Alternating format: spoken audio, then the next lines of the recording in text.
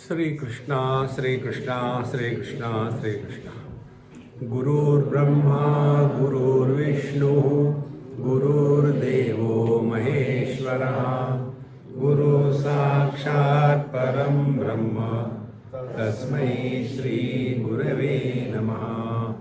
तस्मै श्री गुरवे नमः। इस समय हम लोग हैप्पी मंत्रमाला को अपने जीवन में कैसे उतारना, इस पर थोड़ा चिंतन करेंगे। इसके लिए एक बार ये मंत्र सब साथ मिलकर के कहो।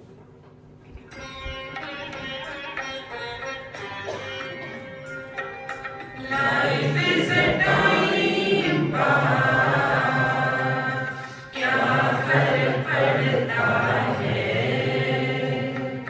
कोई दिक्कत नहीं, पता नहीं, जो धारी राय सो मारी राय, nothing to do, nowhere to go, देखो सुनो मत बोलो,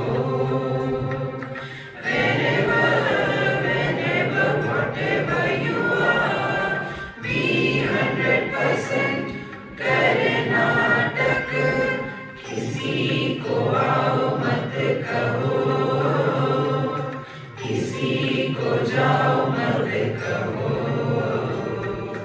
ना कुछ पाना ना कुछ खोना।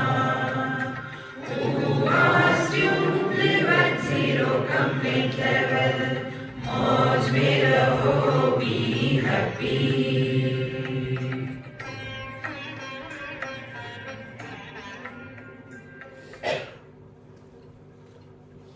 ये मंत्र तो हमने पढ़ लिया। अब इसको अपने जीवन में उतारना है। गाने के लिए तो अच्छा लगता है, तो एक एक को किस प्रकार से हम जीवन में अप्लाई कर सकते हैं, इस पर थोड़ा चिंतन करेंगे। पहला मंत्र है लाइफ इज टाइम पास। जब कोई भी काम हम टाइम पास करने के लिए करते हैं तो उसमें हार जीत ये भाव नहीं आता। जैसे हम लोग वॉक करने के लिए जाते हैं तो उसमें हार गए कि जीत गए। फिर किस लिए गए? खाने को टाइम था, अभी भूख लगी थी, अब क्या करें, घूम के आते हैं। माने अपने जीवन में जब तक के हार जीत इसका प्रेशर रहेगा तब तक के हम संसारी। ये जीवन ऐसा ही चलने वाला है, इसमें कोई खास बात नहीं होने वाली। दूसरी महत्व की बात, जब हम टाइम पास करने के लिए कुछ करते हैं तो उसमें मैं का ज़्यादा महत्व नहीं होता। जैसे आप लोगों ने भी किया होगा, जब बच्चों के साथ हम खेलते हैं तो उस समय भी हम बड़े सीरियस होके दिखाते कि मैं जीतूंगा, तू नहीं, यही है। लेकिन अपने हृदय में वो भाव नहीं होता कि मुझे जीतना है या हारना है। तो life is a time pass का तात्पर्य अपना पूरा जीवन ऐसे जीना है कि ना कुछ पाना ना कुछ खोना। नहीं तो छोटी छोटी बातों को लेकर के कितना टेंशन हो जाता है। विशेष करके ये जो माताओं की जितनी दुश्मन होती है और कोई नहीं होता। Mother in law, daughter in law, हमारे पास कितने केसेस हैं, इसके क्या बताया आपको। अब चक्कर ये है कि वो मदर इन लॉ हमको कहती है, स्वामी जी आप जो बताते हैं ना वो सब मेरे डॉटर इन लॉ पर लागू होता है, आप उसको बताओ। तो मैंने कहा कि हे महारानी, तू स्वयं आके सुनती है, तुम अपने को बदलने को तैयार नहीं, और जो डॉटर इन लॉ सुनती नहीं वो मेरी बात सुनकर के बदले, कैसे संभव है? और ये तभी हो सकता है जब हम इस सिद्धांत को ले ले, लाइफ इज अ टाइम, बस कब तक जीना है। देखो हम बताएं आपको, हम जहां भी जाते हैं तो हमारे दिमाग में विचार क्या आते हैं, कितना लाइफ लाइट हो जाता है। कहीं भी चले जाओ आप। एक बार दिल्ली से गंगा जी के किनारे एक आश्रम था, हमको याद नहीं कहाँ का आश्रम था वो, हमको बताया था कि स्वामी जी वहाँ आप एक कैंप कंडक्ट करो। तो हमने कहा कि चलो देख के आते हैं। पता नहीं हमने क्यों कहा, लेकिन कहा। तो निकले दिल्ली से कार में, 2-3 घंटे का ड्राइव, और वहाँ जाके देखा वो आश्रम। नाम का केवल आश्रम था, बाकी वहाँ सब जितनी भी बुरी बातें हो रही थी वहाँ एक लोकल लिकर मैन्युफैक्चरिंग यूनिट था। उसके बाद गुंडागर्दी के अड्डा था, और वहाँ चारों तरफ गंदगी थी, गाय भैंसें रखी हुई थी। तो स्वामी जी आप यहाँ करो। मैंने किसी भैंसों के सामने कहाँ करूँ मैं क्या? नहीं, आप आने के बाद साफ हो जाएगा। मैंने आप आने के बाद, पहले नहीं साफ होगा। उस दिन अच्छा, वो आश्रम किसी साधारण व्यक्ति का नहीं था, जिनके प्रति हमारे मन में प्रगाढ़ श्रद्धा है, ऐसे स्वामी जी का आश्रम था। वो चले गए। वो चले जाने के बाद वहां ये हाल हुआ। देखो, इस जगत में ईंट पत्थरों में हमको ज्यादा फंसना नहीं है, ये स्पष्ट कर लो।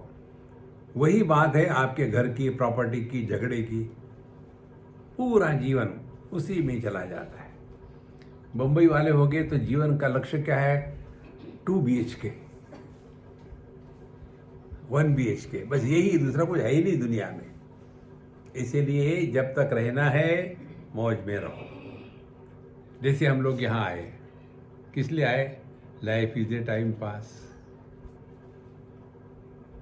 यहाँ आने का ना अभिमान है, ना हमको किसी को सुधारना है, ना किसी को बिगाड़ना है। जब तक है तब तक मौज में रहो, निकल जाओ। देखो, तो life is a time pass के 2 सिद्धांत निकले।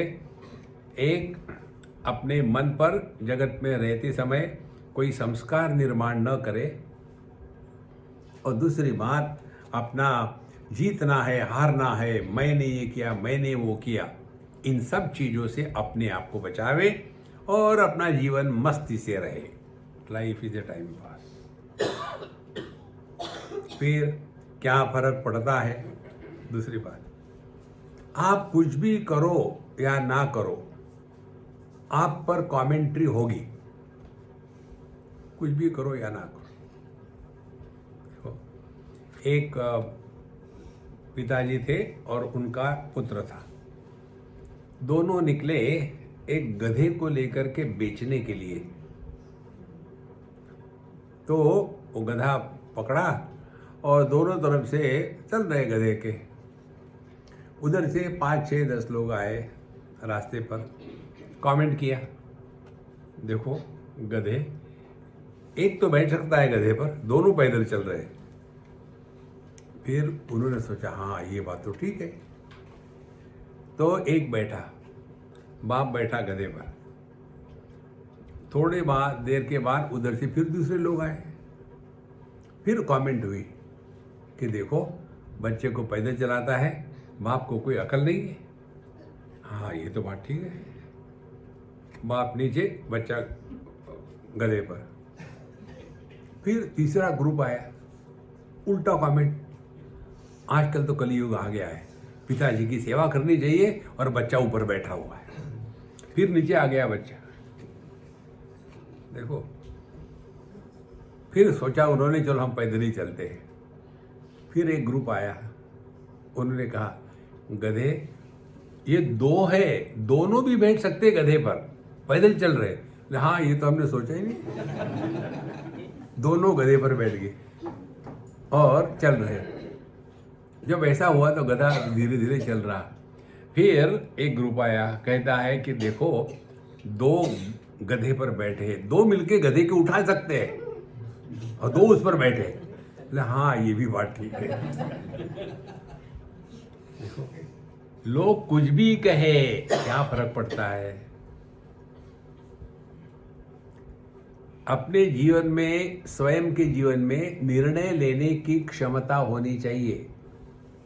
You must have that ability to make decisions in your life. ये बहुत बड़ी बात है। हमारे यहाँ ये माँ बाप बच्चों के जीवन में ज़्यादा दखल देते हैं और फिर बच्चा वो हो जाता है छुई मुई, ये हो गया मैं करूँ क्या करूँ। नहीं, don't get involve in anybody's life. किसी का होता है ठीक है, नहीं होता है ठीक है, क्या फ़र्क पड़ता है। कुछ तो लोग कहेंगे, लोगों का काम है कहना, छोड़ो बेकार की बातें, अपने मस्ती में रहना, क्या फ़र्क पड़ता है, कोई दिक्कत नहीं। यहाँ से शुरू करो काम। एक हमारे मित्र है दिल्ली में, उनका ये महावाक्य है, उनको कुछ कहो सुनने के पहले ही कहते कोई दिक्कत नहीं, किसकी दिक्कत नहीं। और कई ऐसे होते हैं कि कुछ भी क्या, अरे यार ये बड़ा कठिन है, बड़ा कैसे होगा, क्या होगा। 3 प्रकार के लोग बताते हैं सुभाषितकार। एक वो होते हैं कि जो किसी भी कर्म को, कार्य को लेकर के कठिनाई आने की संभावना होगी इसीलिए कर्म शुरू ही नहीं करते। दूसरे होते हैं, उनको बड़ा जोश होता है, एक्साइटेड। कोई कोई लोग हमेशा एक्साइटेड रहते हैं, ये करेंगे वो करेंगे, लेकिन उनके एक्साइटमेंट और जोश थोड़े समय तक रहता है और फिर निकल गया। उनको कहते हैं प्रारंभशूर। 1000 काम करेंगे लेकिन एक भी पूरा नहीं करेंगे। देखो, अच्छा मैं कर लूंगा, शुरू करेंगे, नहीं यार अब नहीं होता, छोड़ दिया। देखो, और तीसरे होते हैं, जितनी ज्यादा कठिनाई, डिफिकल्टी लाइफ में आएगी उतना ज्यादा उनको जोश आता है। देखो, ऐसे जो लोग हैं उनका ये मंत्र है, कोई दिक्कत नहीं, हो जाएगा, हो जाता है। देखो, जैसे अर्जुन को भगवान श्री कृष्ण ने क्या कहा, क्लैब्यमास्म गम पार्थ न एतत्तै उपपद्यते।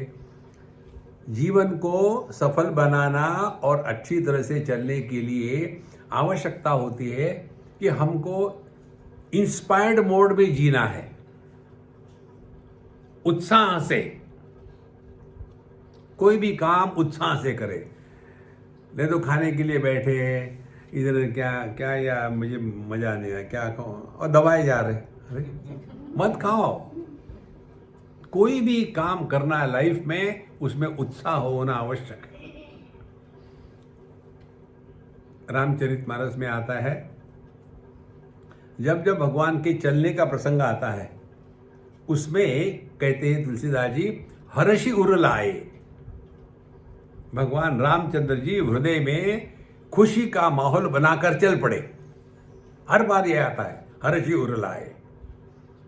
और हमारा क्या होता है, कुछ भी करना है, यार 4:30 बजे फिर लेक्चर है।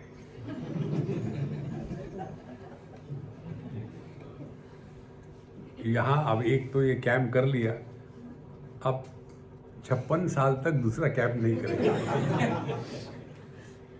उत्साह नहीं। एक बार एक सज्जन आए थे सत्संग में और उन्होंने हमको कहा, वहाँ जो सत्संग था, मैं विद्यार्थियों को ब्रह्मसूत्र पढ़ा रहा था, तो वो तो गंभीर सूक्ष्म विषय है, हल्का फुल्का नहीं है, और पूरे भाष्य के साथ पढ़ा रहा था। ये आके बैठे, दूसरे दिन कहते कि स्वामी जी आप परेशान मत होना, हम स्वीकार करते कि हम ब्रह्म हैं।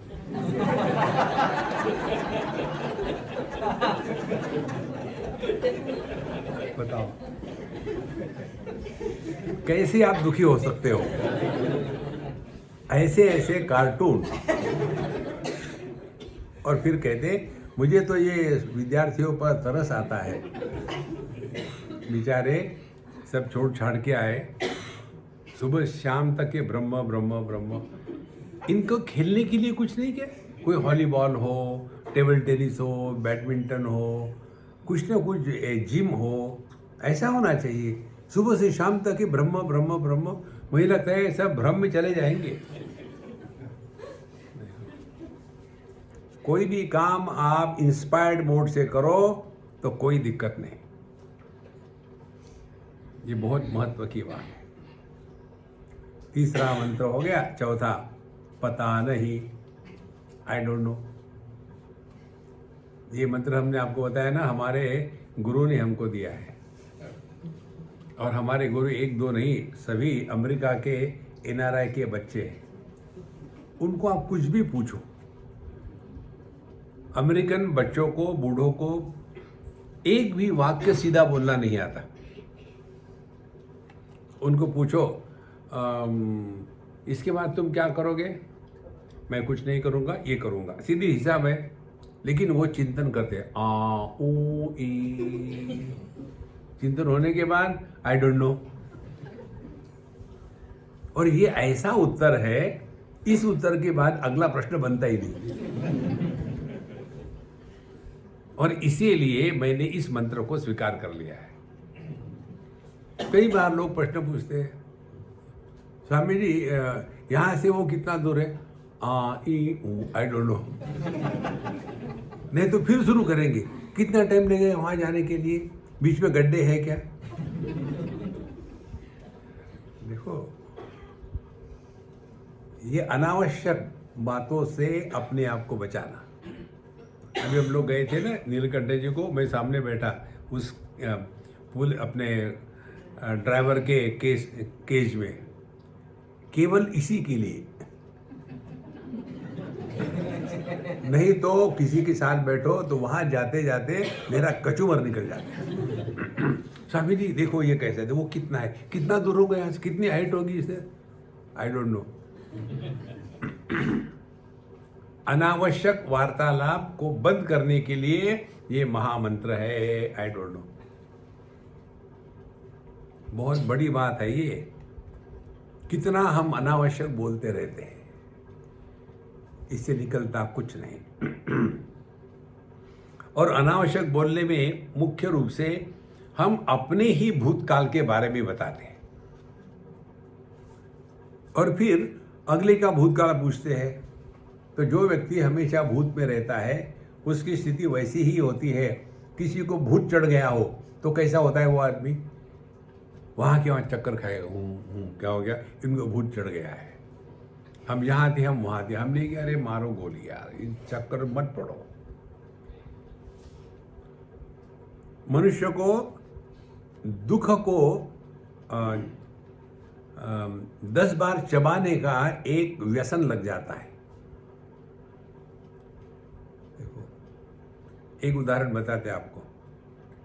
हमारे एक मित्र थे, ऑस्ट्रेलिया की बात है, मलयाली थे, हम उनके यहाँ रहते थे। बूढ़े थे वो, हो गए कोई 80 साल के, अभी नहीं रहे, और उनकी पत्नी। और माने वो इतने माने विचित्र स्वभाव के व्यक्ति थे। खाना खाएंगे, खाने के बाद पत्नी खाने के लिए बैठेगी। अब उसने सांभर चावल इकट्ठा किया ही है, बोले तुमने मुझे दवाई दी नहीं? फिर वो उठेगी, हाथ धोएगी, दवाई देगी, हाँ आप खा लो। फिर वो हाथी लगाएगी, पानी, फिर वो उठेगी, पानी देगी, अच्छा अच्छा आप खा लोगे। फिर हाथ लाया, ठंडा पानी दिया, गर्म चाहिए था ना। इस प्रकार से चलने वाला व्यक्ति था वो। पूरा जीवन उसने ऐसे ही चला उसको। एक दिन वो मर गया। मरने के बाद अब ये जो थी उनकी पत्नी, उनको छलने वाला कोई था नहीं, and she went in depression. मनुष्य को दुखी होने की आदत पड़ती है। वो फ्रस्ट्रेट हो गई। देखो महाराज, ऐसे नहीं कि अच्छी बातों की आदत होती है, धक्के खाने की भी आदत होती है। इसीलिए इससे बचने के लिए पता नहीं ये ऐसा क्यों करते, पता नहीं। उसके ऊपर में पिष्ट पेषण न्याय से घसो मत। आप दुनिया में किसी को बदल नहीं सकते। जो जैसा है उसको वैसा स्वीकार करो और मौज में रहो। लेकिन हम चाहते हैं हमारे बेटे, हमारी बेटी, हमारे रिश्तेदार हमारी बात सुने, हम उनकी नहीं सुनेंगे। हर एक व्यक्ति दुनिया में कर्जा चुकाने के लिए आता है। देखो, जिनको जिनको उनके बच्चों से परेशानी होती है, उन्होंने पिछले जन्म में इनसे कर्जा लिया था, वापस नहीं किया था, इसलिए इस जन्म में सूद के साथ वापस ले रहे हैं। इसको कहते हैं ऋणानुबंध। ये होता है। तो क्या करे, इस समय दान धर्म करो। कोई पता नहीं, चक्कर में मत पड़ो किसी के। जो थारी राय सो मारी राय। देखो, जे ही विधि राखे राम ते ही विधि रही है। जो हो रहा है हरी इच्छा से ठीक हो रहा है, बस बढ़िया है, ठीक है। No suggestion, no complaints, no nothing. हो रहा है हरी इच्छा से हो रहा है, बढ़िया चल रहा है। ये दो सिद्धांत पकड़ लो। पहला सिद्धांत, जीवन की सफलता का कारण ईश्वर कृपा होती है और जीवन की असफलता का कारण ईश्वर इच्छा होती है। हमारे लिए किसकी आवश्यकता है यह हम डिसाइड नहीं कर सकते। छोटे बच्चे को क्या करना चाहिए, नहीं करना चाहिए, बच्चे को नहीं समझ में आता है, माँ बाप डिसाइड करते हैं। तो हम अपने जीवन में बच्चे ही हैं।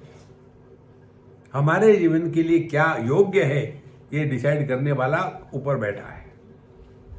इसीलिए जो थारी राय सो हमारी राय, हर हाल में खुश रहो। ऐसा होता हो गया, वो क्या करेगा, ठीक है। रोना धोना कंप्लेंट बंद। आगे, nothing to do, no way to go, कितना बढ़िया है।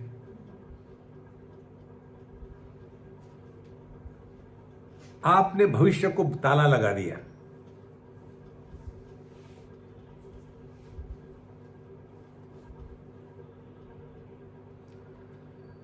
ये मंत्र को लेकर के कहीं भी बैठ जाओ 5 मिनट के लिए। ओम नमः शिवाय, नहीं नहीं नहीं, nothing to do, no way to go. फिर दिमाग में किड आया, nothing to do, no way to गो।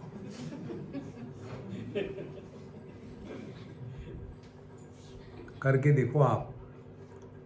ये हमारे सब अनुभव के मंत्र है, हमने पुस्तकों से नहीं लिए हैं। देखो,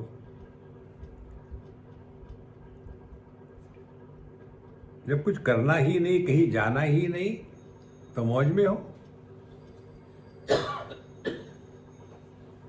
कितनी सरल बात है। आपका मन सहज शांत रहेगा। नहीं तो फिर जैसे अपना ये आयरास जो है ना, उसको कितनी परेशानी, इसको जाना है, उसको जाना है, उसको बस से जो ट्रक से भेजना है, उसको मोबाइल से भेजना है। और जिनको जाना है वो रिलैक्स हो रहे, उसको कंप्लेन करेंगे मेरा नाम लिखा ही नहीं। देखो महाराज, nothing to do, no way to go, relax relax relax. मेरे जीवन का लक्ष्य है गॉड रियलाइजेशन। क्या करोगे रियलाइज करके? देखो महाराज, अभी हम बैठे थे तो ये बड़ा विचार अच्छा आया। हमको गॉड रियलाइजेशन नहीं चाहिए। रिलैक्स हो जाओ। आप लोग क्यों जाते हो ये रिट्रीट के लिए? नहीं, स्पिरिचुअलिटी में जो है ना, हमको मुक्त होना है, मोक्ष चाहिए, गॉड रियलाइजेशन चाहिए, मुझे भगवान के दर्शन चाहिए। एक अम्मा ने मुझे पूछा था, हमने कहा कल्पना करो मैं गॉड हूं, हो गया दर्शन, व्हाट नेक्स्ट?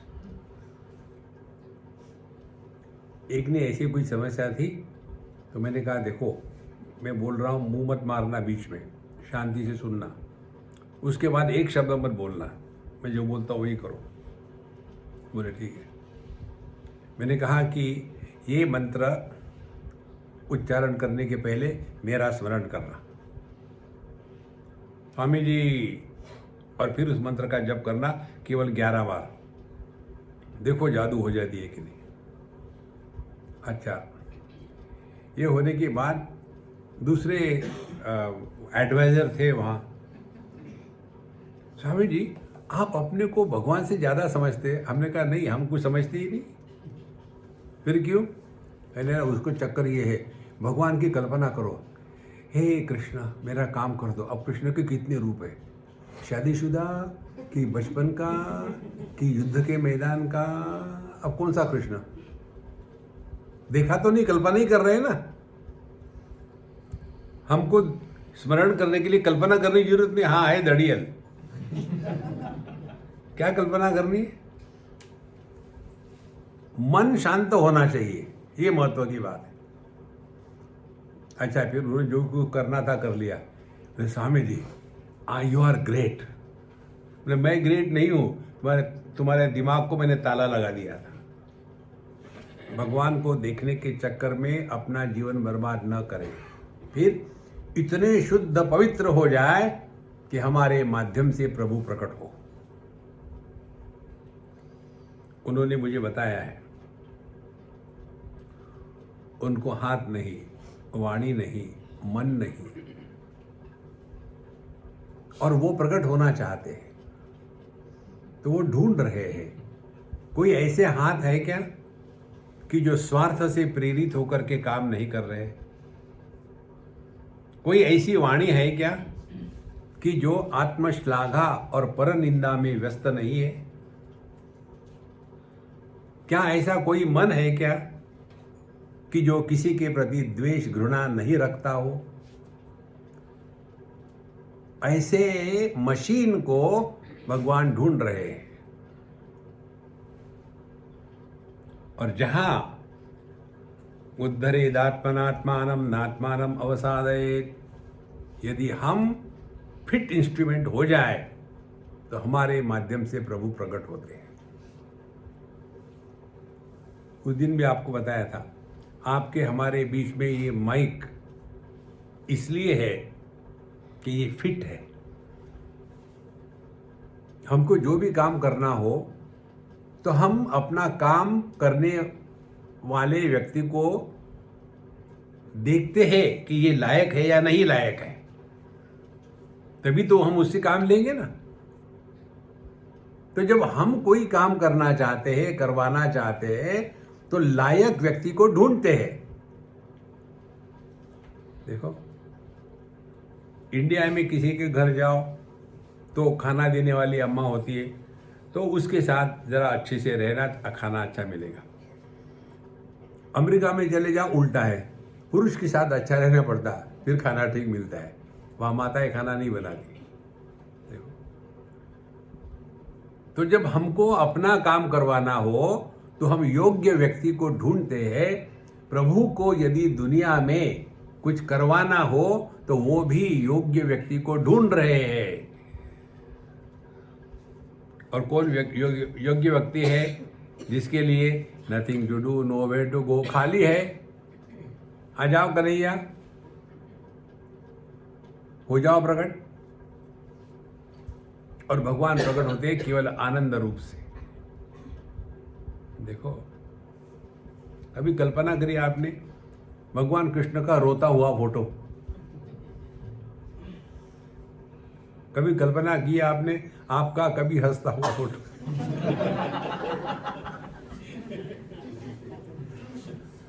रोते रहो महाराज,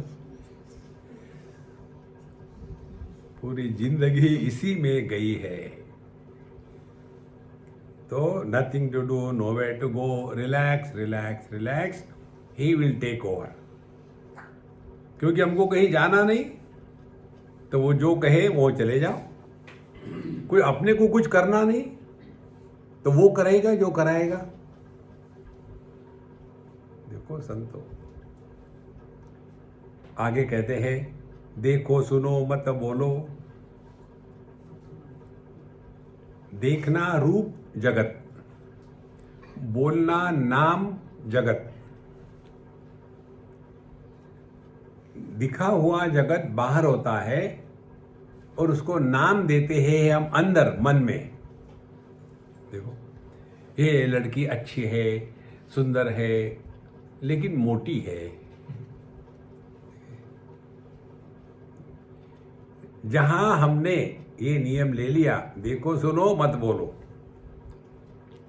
धीरे धीरे मन शांत रहना सीखेगा। बहुत बड़ी बात है। बोलना माने क्या?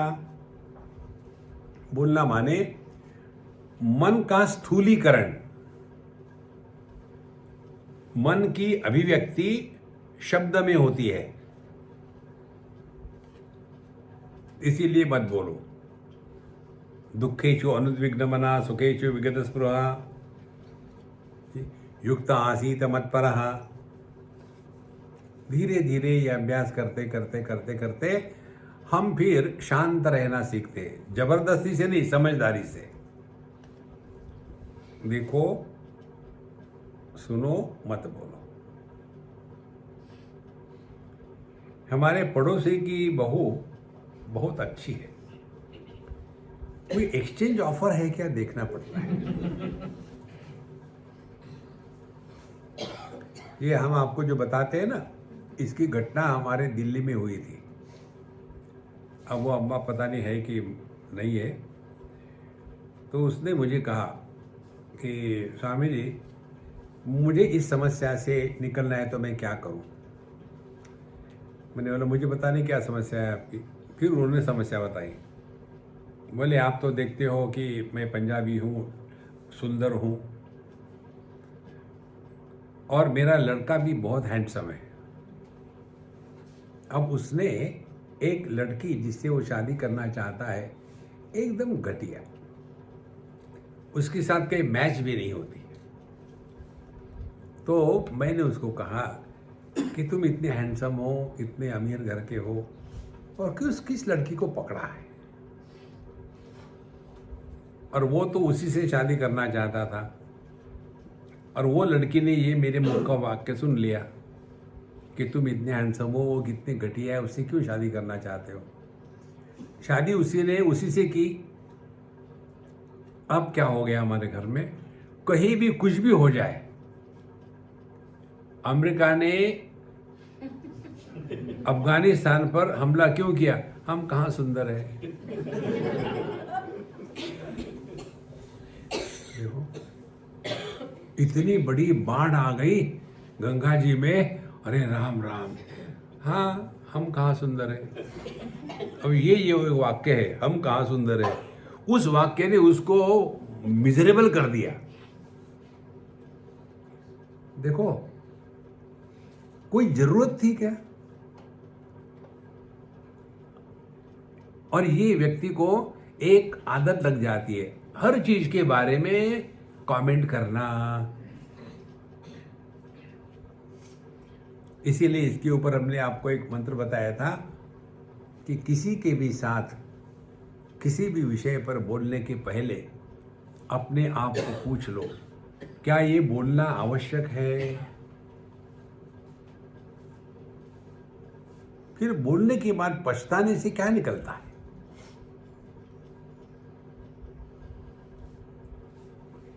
आपको 99% समय यही उत्तर मिलेगा, कोई आवश्यकता नहीं। देखो ये बात हमने एक महात्मा से सीखी। कोई एक सज्जन आए, उनसे बात करी और चले गए।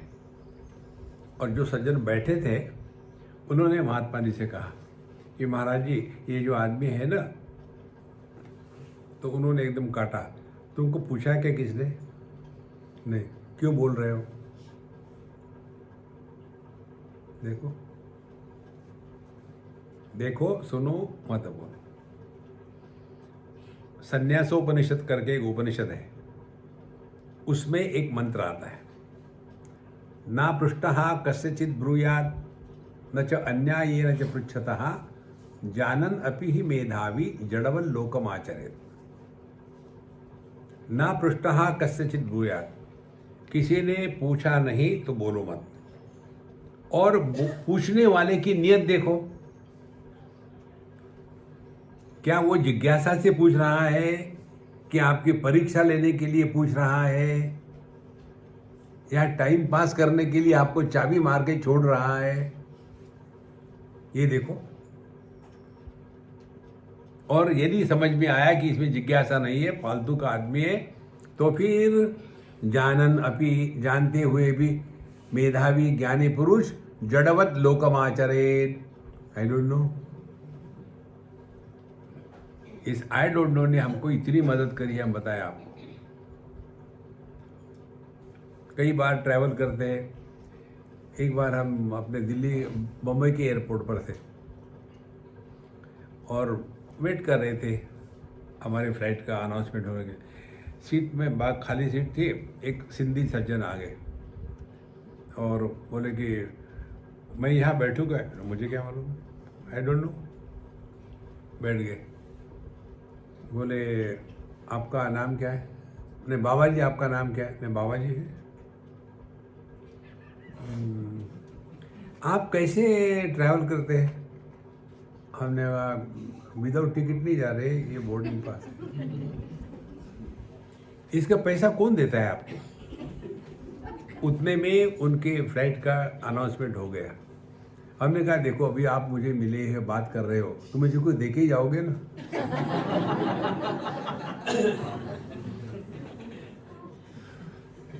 कोई जरूरत थी? अब उनको परेशानी हो गई। आपने अपना नाम भी नहीं बताया।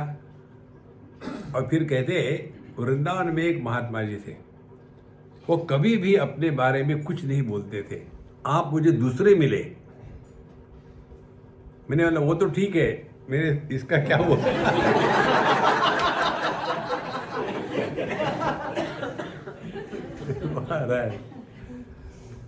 इसीलिए देखो, सुनो मत बोलो। Don't take life too seriously. अच्छा, this is the most important thing. Wherever you are, whenever you are, whatever you are, be 100%। पूरी भगवत गीता आपको समझनी हो ना, तो ये महावाक्य भगवत गीता का। इतनी ही समस्या थी। अर्जुन युद्ध के मैदान पर था। वेरेवर युद्ध के समय, व्हाटएवर योद्धा। लेकिन पहली दो तो बात समझ में आई, मैं युद्ध के मैदान में हूं, युद्ध के समय हूं, लेकिन हु एम आई? मैं किसी का पोता हूं, मैं किसी का शिष्य हूं, मैं किसी का भाई हूं। सत्यानाश। युद्ध के मैदान पर हम केवल योद्धा होते हैं। सत्संग में हम केवल सत्संगी होते हैं। यहाँ पति पत्नी, भाई बहन, माँ बाप, सास ससुर, इन सारे ससुरों को हटा लो, तब जाकर के अध्यात्म होता है। इसीलिए हमने आपको बताया ना, practice mister nobody.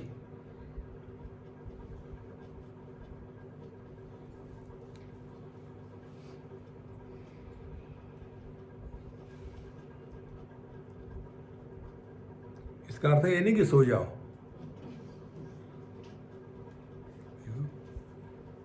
When you practice nobody, you cannot think।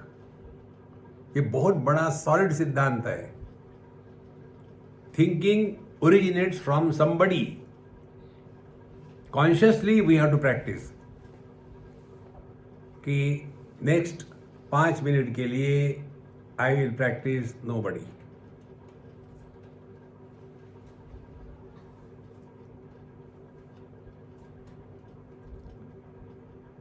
बिना किसी प्रयत्न के आप शांत रहोगे।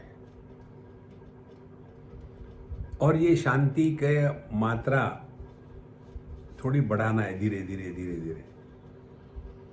नहीं तो दिमाग के अंदर में जैसे चक्की चल रही है। तो wherever you are, whenever you are, whatever you are, be 100%। इसका दूसरा प्रभाव ये होगा कि हम अपने भूतकाल की गलतियों को लेकर के वर्तमान काल को नष्ट नहीं करेंगे और भविष्य की चिंता में खामोखाम परेशान नहीं होंगे। और इसमें सिद्धांत ये है, हमको वर्तमान में रहना है या नहीं है, ये चॉइस नहीं है। We have to live only in the present. हम भूत में नहीं जी सकते, हम भविष्य में भी नहीं जी सकते, और वर्तमान में भी कुछ किए बगैर नहीं रह सकते। नहीं कश्चित क्षणमपि जातु तिष्ठति अकर्मकृत।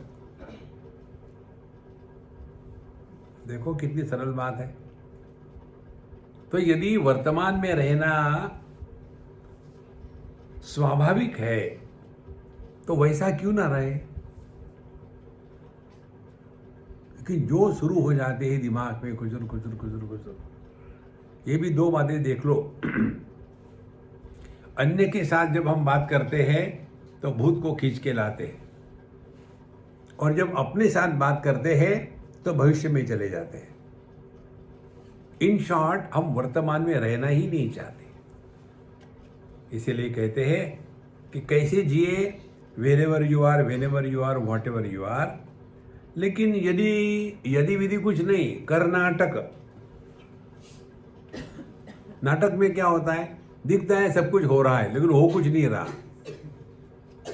जैसे अपना ये सत्संग का नाटक चल रहा है, कितने महात्माओं को सुन के रख दिया, कुछ फर्क पड़ा।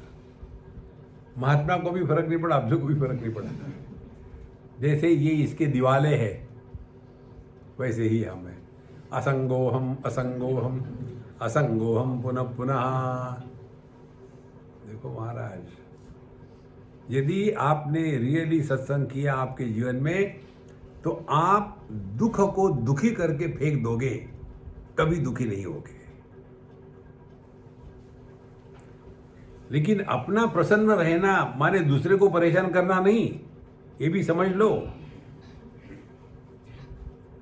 एक बार की बात है, हम प्रयागराज से वाराणसी जा रहे थे। शिवरात्रि का समय था, स्नान विन कर लिया प्रयागराज में। पहले रात भर शिवरात्रि का परेशानी थी, भूख खाओ मत करके। फिर दूसरे दिन हम गए वहाँ, स्नान किया और वापस आ रहे थे, बहुत ज़ोर से बारिश। हमने कहा यार अब हमको भूख लगी है, अब कुछ खाएंगे, अब हम बहुत हो गया तुम्हारा उपवास, हमसे नहीं होता।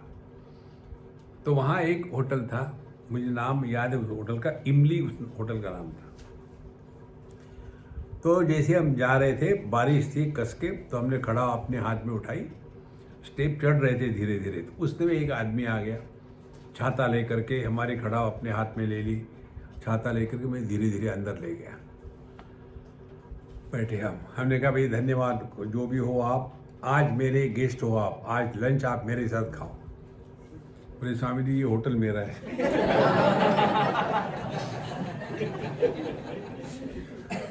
मैं तुम्हारे साथ खाता हूँ, मुझे क्या फर्क पड़ता है। फिर कहते कि मैं आपका बहुत बड़ा फैन हूँ, मैं हमेशा आपको सुनता हूँ और मैं हमेशा मौज में रहता हूँ। अब हमारे मन से या प्रश्न क्या निकलते हमको भी मालूम नहीं होता। तो हमने कहा आप तो मौज में रहते हो, आपके घर के पत्नी बच्चे बाकी लोग वो कैसे रहते हैं? आप तो मौज में रहे, वो कैसे रहते? जैसे मैंने पूछा एकदम, स्वामी जी आपने क्यों पूछा? आई डोंट नो। पूछा, ये बात पक्की। फिर शुरू हो गया, स्वामी जी उनको कुछ समझ में नहीं आता, वो मेरी बात मानते नहीं। अब मैंने बहुत ट्राई किया है, बिल्कुल ये है, उनको ये है, जो क्या शुरू हो गया। देखो महाराज, अपना मौज में रहना माने अपने मौज के कारण अगल बगल के लोग दुखी हो रहे हैं, तो वो मौज में रहना नहीं है, वो फौज में रहना है। आप यदि प्रसन्न हो तो आपके अगल बगल में प्रसन्नता ही रहेगी। देखो, आपने यदि परफ्यूम छिटकारा हो तो अगल बगल में परफ्यूम रहेगी। आपने यदि बेगॉन स्प्रे लगाया हो तो देखो महाराज, इसीलिए जगत में रहो कर्नाटक। ज़्यादा सीरियस होकर के मत रहना। टू बी हैप्पी, मौज में रहो का तात्पर्य ये नहीं कि खामो खाम पागल के जैसे हंसे जा रहे, क्या मौज में अरे अच्छा है। ये जो मंत्र है ये भगवान कृष्ण ने उद्धव जी को दिया था। किसी को आओ मत कहो, किसी को जाओ मत कहो। उद्धव जी ने भगवान कृष्ण को पूछा था कि भगवान आप जा रहे लीला सवर्ण करके, अब मैं कैसे रहूं यहाँ? तो उनको ये बताया था, किसी को आओ मत कहो, किसी को जाओ मत कहो, किसी की तारीफ मत करो, किसी की निंदा मत करो। और उसके बाद भगवान बताते हैं इसका कारण ये है कि जब आप किसी को आओ जाओ कहोगे, किसी की तारीफ निंदा करोगे, तो आपने उसको सत्यत्व प्रदान किया है। ये जगत सत्य नहीं है, आप सत्य हो, नहीं तो इसी में फंसे रहोगे। इसीलिए किसी को आओ मत कहो, किसी को जो आता है तो बहुत बढ़िया, जा रहे हैं बहुत बढ़िया। इसीलिए हमको जो भी पूछते हैं ना, कहाँ हम जा रहे हैं, थैंक गॉड। अब उसका अर्थ तो कुछ भी नहीं करे, हमने तो भगवान को थैंक कर दिया। अच्छा महाराज, हु आस्क्ड यू? कितने बार हम अपनी ही बात बोलते रहते हैं। ये भी हमने आपको बताई थी हमारे सत्संग में। एक अम्मा ने हमको ये बताया, जब हमने उनको कहा कि अम्मा बहुत हो गए लेक्चर भाई, अब मैं लेक्चर करना बंद करता हूँ, तो उन्होंने कहा तुमको किसने पूछा? भगवान ने पूछा क्या? नहीं। मैंने पूछा? नहीं। किसके साथ बात कर रहे हो?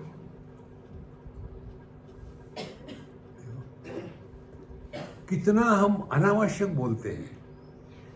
अब मैं घर जा करके बिल्कुल घर को साफ सफाई करके सब कचरा निकाल दूंगी और ये करूंगी। किसने पूछा?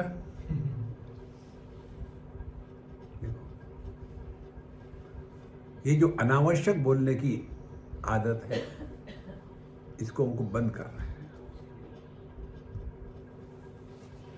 Who asked you? फिर live at zero complaint level, ये बहुत बड़ी बात है। एक आदमी मर के ऊपर गया और वहाँ पूछा गया, हे बम्बैया कैसा लगता है स्वर्ग? यहाँ मच्छर नहीं है। कंप्लेन करने वाला कहाँ भी जाएगा तो कंप्लेन ही करेगा। ये बहुत बड़ी साधना है, कंप्लेन नहीं करना। लेकिन ये इन्होंने ये जो सुबह में ब्रेकफास्ट देते हैं उसके साथ थोड़ा अचार दे दे तो क्या फर्क पड़ेगा? देखो, हर जगह में कंप्लेन कंप्लेन कंप्लेन। इसीलिए living at zero complain level, उसके द्वारा हम अपने राग द्वेष को जीतते हैं। आध्यात्मिक साधना माने अपने राग द्वेष को जीतना, और इसके लिए कंप्लेन है, जो है बढ़िया है, बहुत अच्छा है। Who asked you live at zero complain level, ये सब चीजों को इकट्ठा कर लो तो मौज में रहो, बी हैप्पी। देखो महाराज, तो यहां से जाने के बाद आप सब ने अपना दुखी होने का अधिकार खो दिया है। Do not justify that you are miserable. यदि यही आपको मिल गया, this is the takeaway for you.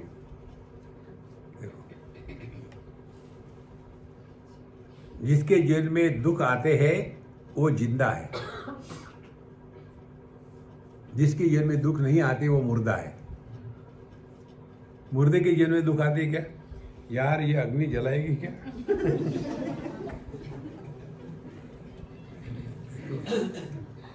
Haridwar में एक बार हम नहा रहे थे, नहा के बाहर आए, वहां जहां कपड़े रखे थे वहां एक सुंदर वाक्य लिखा हुआ था, हमेशा अकड़े रहना मुर्दों की पहचान है, जिंदा दिली से झुकना जिंदों की पहचान है। मस्त रहो, चुस्त रहो, रोना धोना कंप्लेन करना एकदम बकवास। किसी ने गलती करी कि कैसे हो तो बदला मत निकालना। पूछा क्यों? एकदम ठीक है, ठोक दो। लेकिन वैसा हमारे वाक्य में भाव भी प्रकट होना चाहिए। किसी ने पूछा भाई how are you, I am on the top of the world. We should mean that. तब जाकर के हमने ये हैप्पी मंत्र माला को समझा है और अपने जीवन में उतारना है। दूसरे को नहीं सिखाना। नहीं तो देखो मैं सीख के आया हूं, तुम सीखो। अध्यात्म अपने लिए होता है, पब्लिक के लिए प्रेम होता है, सेवा होती है। अध्यात्म अपने लिए। इसके साथ अपना ये 7 दिन का नाटक पूरा। ओम पूर्णमदः पूर्णमिदं पूर्णात् पूर्णमुदच्यते पूर्णस्य पूर्णमादाय पूर्णमेवावशिष्यते। ओम शांति शांति शांति। हरि ओम। श्री गुरुभ्यो नमः। हरि ओम। एक बार मंत्र फिर कह लो।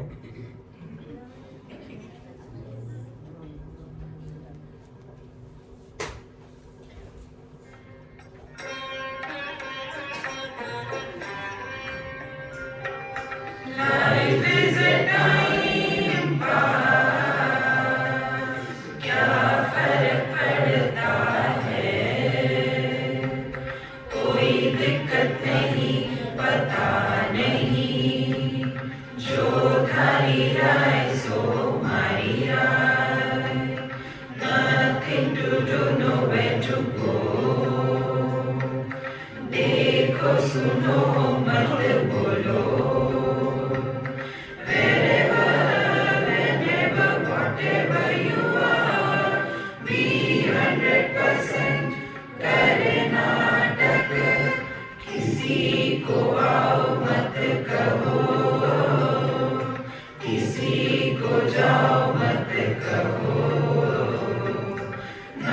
कुछ पाना ना कुछ खोना।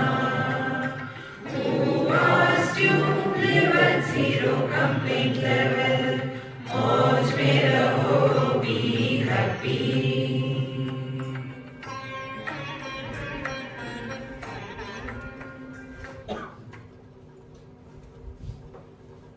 Over to you. हाँ, पता नहीं, आई डोंट नो।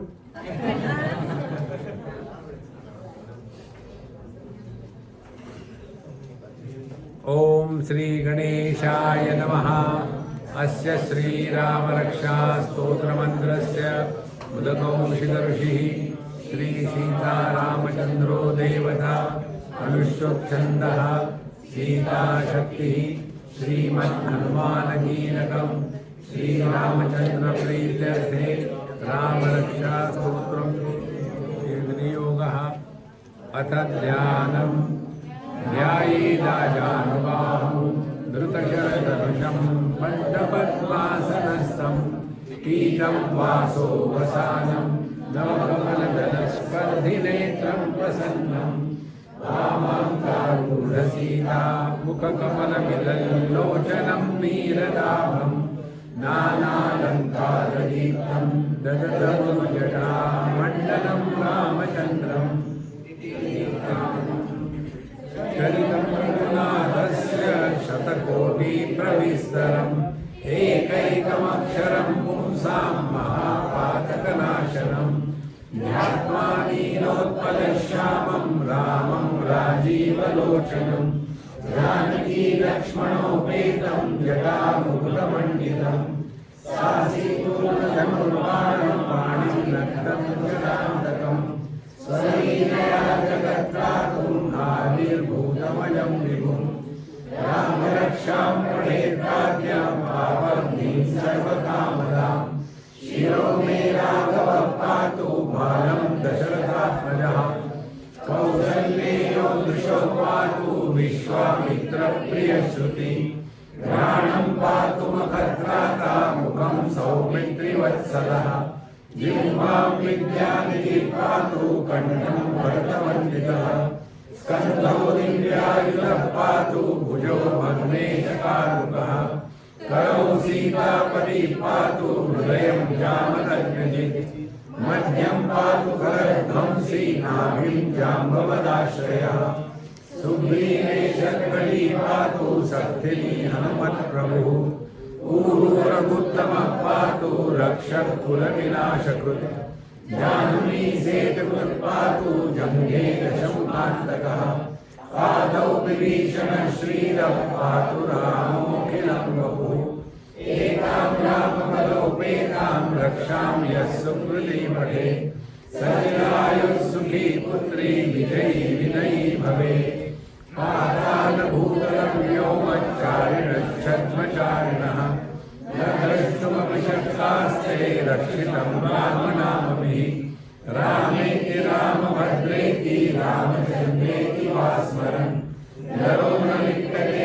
पापैः मुक्तिं च विन्दति जगज्जैत्रैकमन्त्रेण रामनाम्नाभिरक्षितम् यः कण्ठे धारयेत् तस्य करस्था सर्वसिद्धयः वज्रपञ्जरनामेदं यो रामकवचं स्मरेत् अव्याहताज्ञः सर्वत्र लभते जयवन्दनम् आदिष्टवान् यथा स्वप्ने रामरक्षाभिमां तथा लिखितवान् प्रातः प्रबुद्धो बुधकौशिकः आरामकल्पवृक्षाणां विरामः सकलापदाम् अविरामस्त्रिलोकानां रामः श्रीमान् सनप्रभुः तरुणो रूपसम्पन्नो सुकुमारो महाबलो पुण्डरीकविशालाक्षो क्षीरकृष्णार्जुनाम्बरो फलमूलाशिनौ दान्तौ तापसौ ब्रह्मचारिणौ पुत्रौ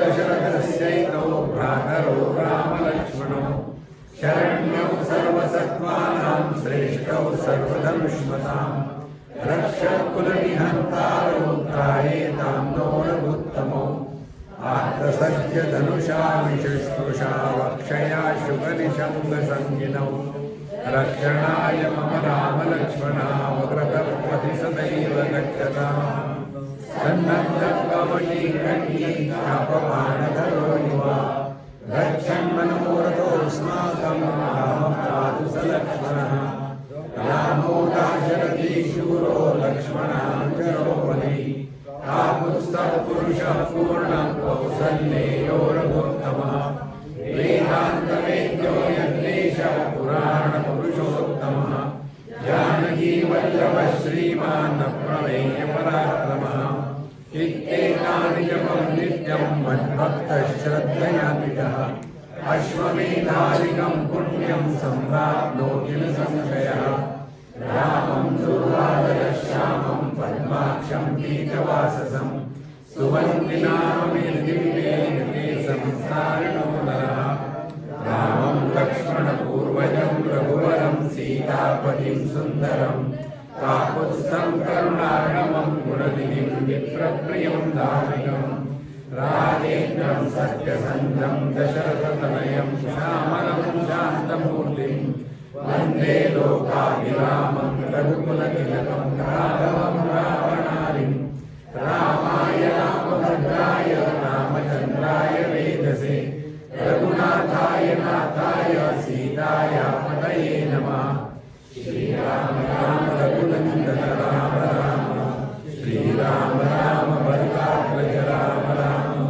श्रीराम राम रणकर्कश राम राम श्रीराम राम शरणं भव राम राम श्रीरामचन्द्र चरणौ मनसा स्मरामि श्रीरामचन्द्र चरणौ वचसा गृह्णामि श्रीरामचन्द्र चरणौ शिरसा नमामि श्रीरामचन्द्र चरणौ शरणं प्रपद्ये माता रामो मत्पिता रामचन्द्रः स्वामी रामो मत्सखा रामचन्द्रः सर्वस्वं मे रामचन्द्रो दयालु नान्यं जाने नैव जाने न जाने दक्षिणे लक्ष्मणो यस्य वामे जनकात्मजः पुरतो मारुतिर्यस्य तं वन्दे रघुनन्दनं लोकाभिरामं रणरङ्गवीरं राजीवनेत्रं रघुवंशनाथं कारुण्यरूपं करुणाकरं श्रीरामचन्द्रं